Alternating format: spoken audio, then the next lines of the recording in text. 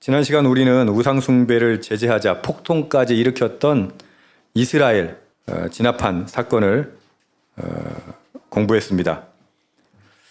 위중한 상황에서 모세의 부름에 레위 지파는 응답했습니다. 그들은 3,000명의 형제, 친구, 이웃을 죽여야만 했습니다. 상상을 해보십시오. 가족을, 친구를, 이웃을 죽인다는 게 여러분 쉽습니까? 아마 눈물을 머금고 그렇게 했을 겁니다. 레위 자손은 피눈물을 흘리며 이스라엘 전체가 멸망하는 것을 막아야만 했기 때문입니다. 여러분, 죄의 결과는 이토록 무섭고 참혹합니다. 결코 죄를 쉽게 여겨서는 안 됩니다. 들키지 않았다고, 드러나지 않았다고 문제가 없는 건 아닙니다. 하나님은 죄값을 반드시 치르게 하십니다. 왜 예수님께서 십자가에 달리시기까지 그 고난을 받으시고 우리 표현을 하면 진짜 비참하게 죽으셔야만 했습니까? 죄 때문이에요, 죄. 근데 우리는 그 죄가 얼마나 무서운 것인가, 무거운 것인가, 이렇게 관심이 없는 시대를 지금 살고 있어요. 그러니까 안 들키면 문제가 없는 거예요. 그죠? 드러나지 않으면 문제가 없는 거예요. 하나님 보고 계세요. 예수님 왜 십자가에 지셨는가? 여러분 깊이 생각하는 사람은, 묵상하는 사람은, 죄가 얼마나 무서운지 아는 사람은 결코 다시 그 죄를 짓지 않습니다. 우리가 왜 똑같은 죄를 반복해요? 여러분, 우리 이 시대는요, 진짜 음란의 영이 가득한 시대예요. 제가 요즘에 AI 관련된 자료를 찾는다고 인터넷에다가, 유튜브에다가 AI 넣었더니요, AI 밑으로 관련된 연관 검색어들이 나오잖아요. 근데 저 중간 이하로 가면 죄다 음란물 관련된 거예요. AI로 만든. 안 보인다고, 안 들켰다고 문제 없는 겁니까? 아니요. 죄는 죄입니다. 하나님 반드시 그 죄값을 치르게 하십니다. 그것이 지난주 우리가 공부한 내용이죠. 여러분, 죄에서 떠나십시오. 반드시 떠나십시오. 죄가 무섭다는 거 반드시 알고 떠나십시오. 폭동 주동자들을 처형당했지만 이스라엘이 범죄했던 우상숭배, 즉 하나님과의 언약 파기에 대한 죄책, 이것이 모두 해결된 것은 아닙니다. 그렇다면 도대체 어떻게 이스라엘은 죄값을 치러야 할까요? 우리 1절부터 3절까지 함께 읽겠습니다. 시작. 여호와께서 모세에게 이르시되 너는 내가 애굽 땅에서 인도하여 낸 백성과 함께 여기를 떠나서 내가 아브라함과 이삭과 야곱에게 맹세하여 내 자손에게 주기로 한 그 땅으로 올라가라.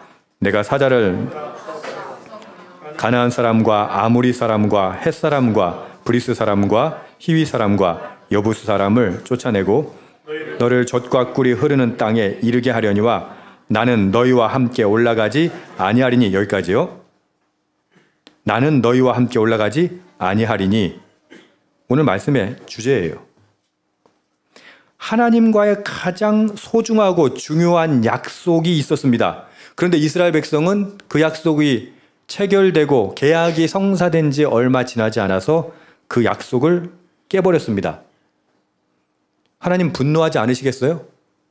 약속하고 뭐 몇 개월 지나고 뭐 몇 년 지났는데 깜빡했어요. 그럴 순 있지만 우리 아이들이 엄마 안 그럴게요 하고 뒤돌아서서 또 그러면 여러분 어떻게 해요? 그건 가중처벌을 받죠.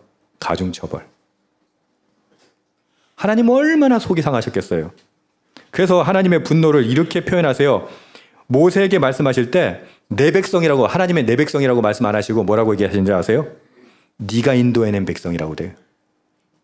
하나님 얼마나 속이 상하셨으면 야, 네가 인도해낸 백성, 그렇게 말씀하세요.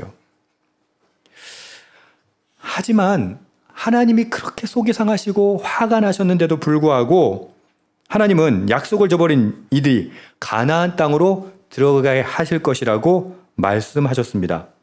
가나안 사람들을 몰아내고 젖과 꿀이 흐르는 그 땅을 주시겠다고 말하시는 거예요. 어이없지 않아요? 하나님의 변함없음을 우리는 이곳에서 발견할 수 있어요. 여러분, 저와 여러분이 살 수 있는 이유가 뭔지 아세요? 근거가 뭔지 아세요? 하나님의 변함없으심이에요. 우리는 매일 변하잖아요. 조석간에 변하잖아요. 안 할게요 하고 또 하잖아요. 죄도 마찬가지예요. 여러분, 음란의 죄, 우상숭배의 죄, 내가 물질 섬기지 않을게요 하고 어떻게 뒤돌아서는 어떻게 해요? 아, 이거 돈 어떻게 굴리지? 이러고 있어요. 여러분, 투자가 나쁘다는 게 아니라 그것이 우상화되는 게 나쁘다는 거예요. 돈 많이 버는 게 나쁘다는 게 아니에요. 그것이 인생의 목적이 되는 게 문제라는 거예요. 하나님의 변함없으심, 그것 때문에 우리가 살아있는데, 하나님, 우리는 실패하지만, 포기하지만 하나님 실패하지 않으세요. 하나님 포기하지 않으세요. 그것이 하나님의 신실함입니다. 믿으십니까? 하나님이 이토록 백성들에게 신실함을 나타내시는 까닭은 무엇일까요? 방금 읽으셨어요. 뭐라고요? 이스라엘의 조상 아브라함과 이삭과 야곱과의 약속 때문입니다. 이스라엘의 반역에도 불구하고 하나님은 약속하셨고 그 약속을 지키실 것이다. 하나님이 신실하신 이유는 뭐라고요? 언약, 약속, 계약을 이룰 것이기 때문입니다. 그런 하나님 앞에서 이스라엘이 했던 게 뭐예요? 계약을 파기한 거예요. 언약을 파기한 거예요. 약속을 어겨버린 거예요. 그런데도 하나님은 약속을 지키신다고 합니다. 근거는 조상과 했던 또 다른 약속 때문입니다. 게다가 하나님 마음도 좋으셔. 사자를 앞서 보내 가나안에 살고 있는 가나안 부족들을 모두 쫓아내신다고 말씀하십니다. 하나님은 약속대로 반드시 이스라엘을 젖과 꿀이 흐르는 땅으로 인도하실 것이라고 말씀하십니다. 할렐루야. 그래서 우리가 살아있는 겁니다. 그런데 여기에는 문제가 숨어 있습니다. 무엇이냐면 바로 딱 거기까지라는 거예요. 어디까지? 거기까지. 그 거기까지가 뭐예요? 하나님은 딱 거기까지만 하시고 그들과는 함께 올라가지 않겠다라고 말씀하세요. 여러분, 우리가 심각성을 모르는 게 바로 이 장면이에요.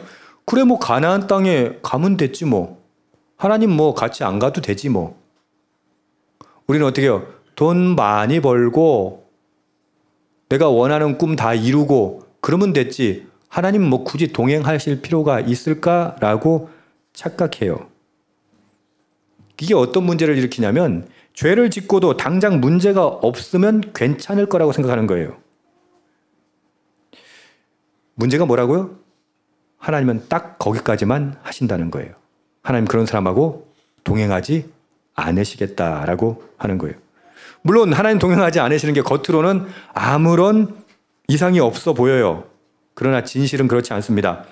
하나님이 함께하지 않으시는 것 그 자체가 인생의 가장 심각한 문제입니다. 이해되세요? 근데 우리는 그거 관심 없어요. 내가 복받고 내가 잘되고 내가 성공하는 게 중요하지 하나님이야 뭐 함께 하시든 안 하시든 아니 내가 성공하기 위해서 내가 돈 많이 벌기 위해서 하나님이 필요한 거예요. 그 하나님 뭐라 어떻게 하시겠다고? 그래 돈 벌게 해줄게 건강하게 해줄게 성공하게 해줄게. 그런데 딱 거기까지야. 동행은 안 하시겠다라고 말씀하시는 거예요. 하나님 이스라엘을 버리신다는 말입니까? 정내미가 떨어져서 꼴도 보기 싫으니까 이렇게 하신다는 겁니까? 안타깝게도 이것은 이스라엘의 죄와 관련이 있습니다. 하나님은 이스라엘과 동행하고 싶으세요. 그런데 그렇게 하실 수 없다는 거예요. 딱 거기까지밖에 못 하시는 이유가 3절 후반절에 나옵니다. 3절 후반절 읽어주십시오. 시작. 너희는 목이 곧은 백성인즉 내가 길에서 너희를 진멸할까 염려함이라 하시니. 진멸. 5장 전반절도 함께 읽읍시다. 시작.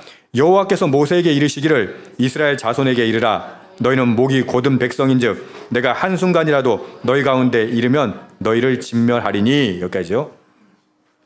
하나님께서 그들과 동행하지 않겠다고 하시는 이유가 뭐 때문이라고요? 정내미가 떨어져서? 아니요.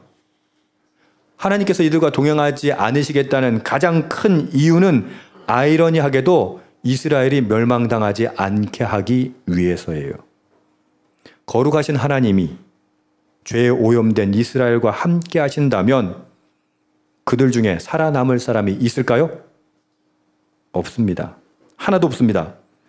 이스라엘의 범죄에도 불구하고 하나님은 배반한 이스라엘을 여전히 사랑하시고 보호하고 싶으신 겁니다. 죄는 하나님과 우리 사이를 멀어지게 합니다. 죄 속에 있는 한 우리는 하나님과 동행할 수 없습니다. 죄에 대한 거리두기, 다시 말해서 이스라엘과의 거리두기는 아이러니하게도 하나님의 보호와 사랑이라는 거예요. 하나님은 더 이상 이스라엘과 함께 하실 수 없어요. 이스라엘 죽는 꼴 못 보니까. 이게 참 가슴 아픈 일이죠. 여러분 어떠세요? 여러분 우리는 매일 죄를 지으면서 뭐라고 그래요? 하나님 복 주세요, 은혜 주세요. 회개가 뭡니까? 똑같은 죄를 짓고 또 돌아와서 회개하고 다시 돌아가서는 또 뭐예요? 그 죄를 또 짓고 그렇게 계속 반복하고 있다면 하나님 어떻게 하신다고요? 거기까지밖에 못해요. 사랑하시지만 우리를 보호하시기 위해서 하나님 우리와 함께 하실 수 없다라고 말하는 겁니다. 4절에 보면 백성이 이 준엄한 말씀을 듣고 슬퍼하여 한 사람도 자기의 몸을 단장하지 아니하니 5절 후반절에는요. 너희는 장신구를 떼어내라. 그리하면 내가 너희에게 어떻게 할 것인지를 정하겠노라 라고 말씀하세요. 하나님의 참담한 말씀을 전해들은 이스라엘은 깊은 시름에 잠깁니다. 그들은 몸을 단장했던 장식품을 모두 던져버립니다. 준엄한 말씀에 어찌할 바를 몰랐던 겁니다. 하나님이 함께 하시지 않는다면 그들이 가나안에 들어간들 무슨 소용이 있겠습니까? 누구도 알았다고? 이스라엘도 알았어요. 하나님 뭐라고 하셨다고요? 그래 가나안에 들어가게 해줄게. 사자를 먼저 보내가지고 싹 정리해줄게. 너희들 들어가게 해줄게. 근데 이스라엘이 가만히 듣다 보니까 좋은 말 같거든. 근데 문제는 뭐라고요? 나는 너희하고 동행하지 않을 거야. 그 둔하고 어리석은 이스라엘이요. 당황한 거예요. 아니 그래갖고 성공한들 뭐해? 여러분 성공의 목적인 거, 돈이 목적인 게 왜 위험한 줄 아세요? 제일 중요한 하나님을 잃어버리는 거예요. 우상숭배가 뭐예요? 하나님 말고 다른 것만 성취되면 된다는 거예요. 우리 인생의 성공이 뭡니까? 잘 먹고 잘 사는 게 성공입니까? 아니에요. 하나님과 함께 하는 거예요. 하나님과 함께 하지 않으면 그 인생은 끝난 거예요. 물론 이 땅에서 한 100년 정도 넉넉하게 잡아서 여러분들 제가 서비스로 120년 정도 살게 해줄게. 120년을 산다고 칩시다. 100년을 산다고 칩시다. 잘 살면 행복하게 살고 이 땅에서 호의호식하고 살면 뭐합니까? 그 다음부터 뭐밖에 없어? 영원한 저주, 영원한 심판, 영원한 죽음밖에 없는데 그게 무슨 의미가 있냐는 거예요. 아니 가나안 땅에 들어가서 살면 뭐예요? 하나님이 함께 하시지 않겠다니까요. 우리의 착각이라고 했어요. 건강해지고 부해지고 원하는 것 다 이루어지면 성공한 인생이라고 생각하는 것, 그게 착각이에요. 하나님 함께 하시지 않는다면 의미가 없습니다. 이걸 누가 알았다고요? 이스라엘도 알았어요. 그렇게 못난 이스라엘도 그걸 깨달은 거예요. 그러니 어떻게 해요? 6절 이스라엘 자손이 호렙산에서부터 그들의 장신구를 떼어내니라. 이스라엘은 이번에는 하나님의 말씀을 엄중하게 받아들였어요. 그리고 그 말씀에 순종해서 장신구를 모두 떼어냈습니다.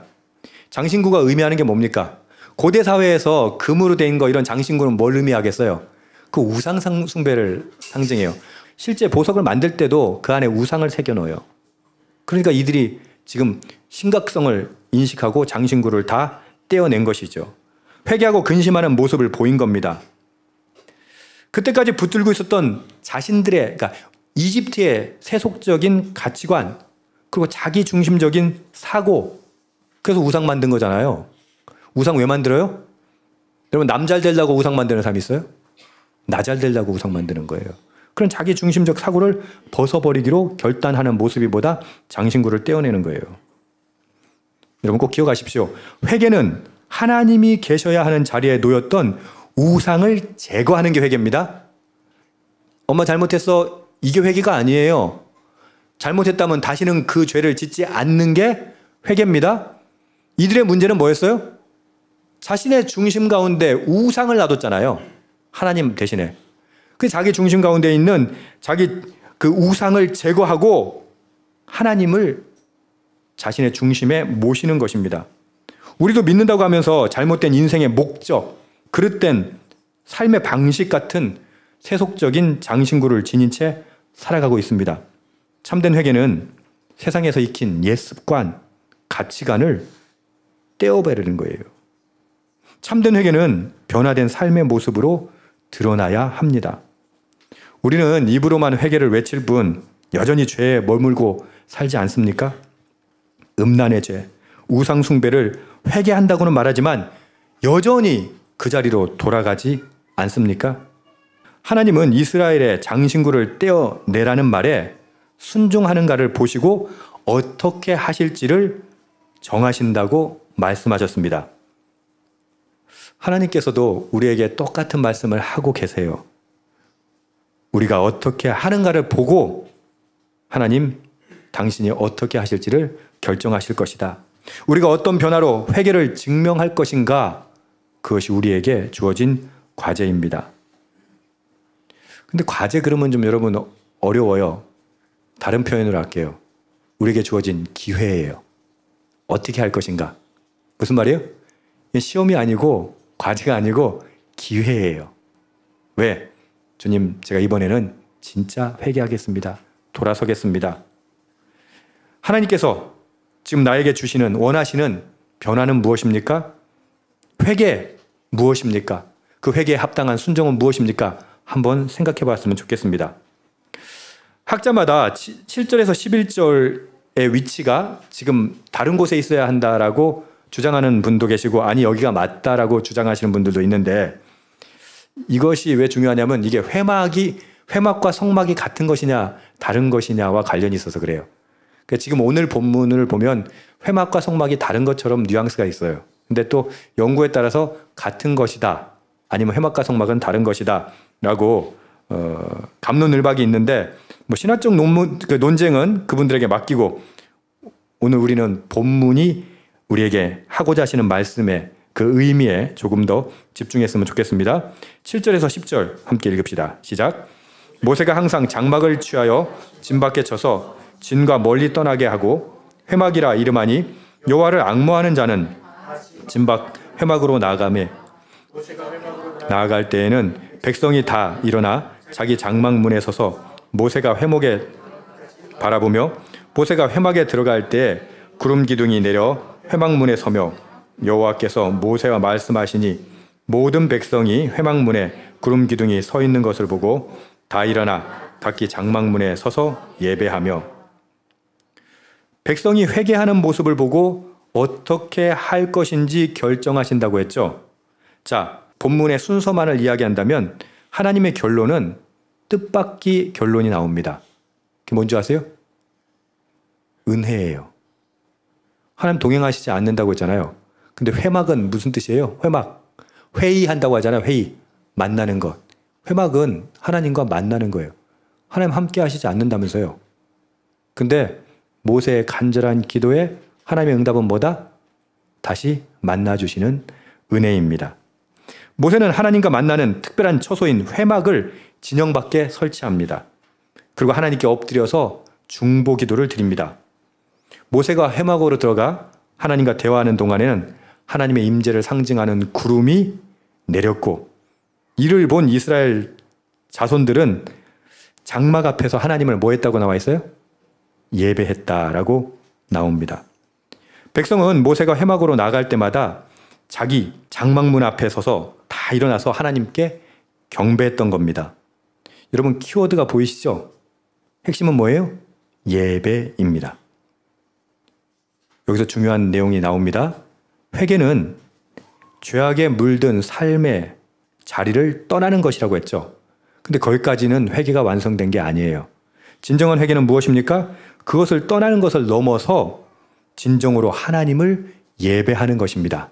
할렐루야. 우상숭배가 뭐라고 했어요? 자기 중심 가운데 하나님 아닌 것을 갖다 두는 거예요. 그럼 우상숭배를 버린다는 건 뭐예요? 자기 중심 가운데 그걸 버리고 까지는 할 수 있어요. 더 중요한 게 그 다음 단계예요. 그 중심에 하나님을 모시는 거예요. 결국 우리의 인생이, 우리의 삶이 잘못된 것에서 회개하고 돌아서는 것도 중요하지만 하나님을 예배하는 자리로 돌아가는 것까지가 진정한 회개라고 말하는 것이죠. 예배는 삶의 중심에 우상이 아닌 하나님을 두는 것을 말합니다. 우린 실수할 수 있어요. 실패할 수 있어요. 죄를 지을 수도 있어요. 그러나 우리는 적극적으로 회개하고 근신하며 하나님께 나아가 예배해야 합니다. 할렐루야. 그런 회개의 예배만이 하나님과의 관계를 회복시킬 수 있습니다. 핵심은 뭐예요? 하나님과 함께하는 거예요. 하나님과 동행하는 거예요. 하나님의 임재를 경험하는 거예요. 그러기 위해서는 하나님과의 관계가 회복되어야 하는 것이죠. 모세의 역할을 통해 이스라엘은 다시 은혜를 입을 수 있게 됩니다. 모세를 통해 인류와 하나님 사이에 중보자, 인류와 하나님의 사이에 중보자 있었죠. 모세 말고 누구였어요? 예수 그리스도의 모습을 모세를 통해서 볼 수 있습니다. 이스라엘이 모세를 통해 하나님의 은혜를 입었던 것처럼 중보자 예수님의 희생으로 우리 모두는 구원을 얻었습니다. 중보자, 하나님이 모세에게 주셨던 축복된 사명입니다. 모세는 이스라엘과 하나님을 중재하는 역할을 포기하지 않았습니다. 할렐루야. 포기하지 않았어요. 책임지는 것, 그게 지난 시간에 뭐라고 했어요? 그게 리더십이라고 했어요. 저와 여러분도 모세처럼 열방과 나라와 민족을 향해 책임지는 마음으로 기도한다면 하나님께서 저와 여러분을 이 시대의 중보자로 사용하실 것을 믿습니다. 아멘. 여러분, 리더십을 갖고 싶다면 책임을 지면 돼요. 사랑하면 돼요. 우리의 문제는 뭐예요? 책임지려 하지 않고 사랑하려 하지 않고 권한을 갖고 싶은 거죠. 아니요. 성경이 말하는 건 모세와 같은 리더십입니다. 책임지십시오. 사랑하십시오. 그리고 기도하십시오. 중보하십시오. 하나님께서 저와 여러분에게 그런 중보자의 은혜를, 역할을 부여하실 줄 믿습니다. 11절 함께 읽읍시다. 시작. 여호와께서는 모세와 대면하여 말씀하시며 모세는 진으로 돌아오나 눈의 아들 젊은 수종사 여호수아는 회막을 떠나지 아니하니라. 모세는 하나님과 대면해서 이야기를 나눴습니다. 마치 뭐처럼 이야기를 나눴다고요? 우리들이 친구와 이야기하는 것처럼 말했습니다. 물론 모세가 하나님의 얼굴을 직접 보았다는 뜻은 아닙니다. 그만큼 친근히 대화를 나눴다는 말인데요. 이것이 중보자의 특권입니다. 여러분, 하나님 만나고 싶으세요? 하나님 임재 경험하고 싶으세요?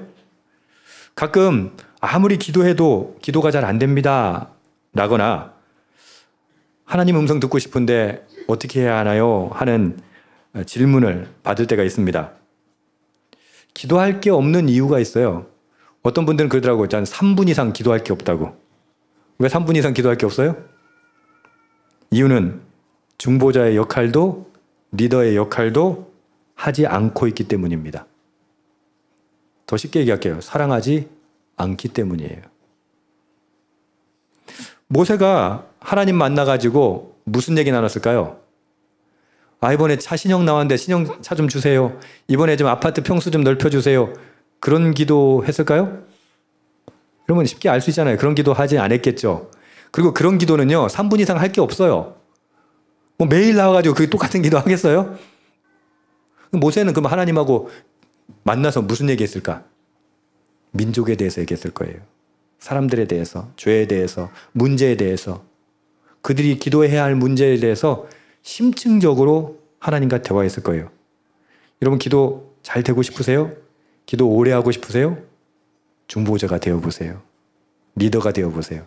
그럼 그 공동체를 책임지고 기도해보세요. 지금 이 시대에 우리가 필요한 게 지금 뭐예요? 나라를 위해서 기도하세요. 구체적으로 기도하세요. 민족을 위해서, 열방을 위해서. 지금 뭐 우크라이나 러시아 전쟁부터 해서 지금 세계가 어떻게 지금 뒤집힐지 몰라요.